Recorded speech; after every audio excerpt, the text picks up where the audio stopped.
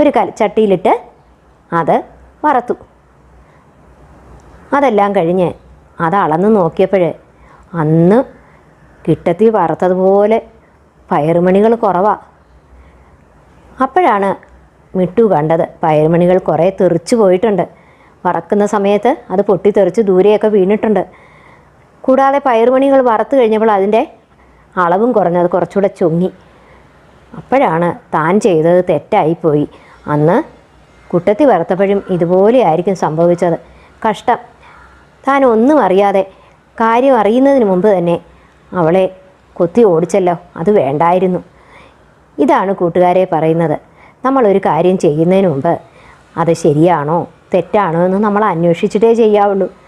അല്ലെങ്കിൽ ഇതുപോലെ തന്നെ ചങ്ങാതിമാരായിരുന്ന അവർ തമ്മിൽ പിണങ്ങിയില്ലേ, അതുപോലെ നിങ്ങളും പിണങ്ങും. അതുകൊണ്ട് നല്ല കുട്ടികളാണെങ്കിൽ നിങ്ങൾ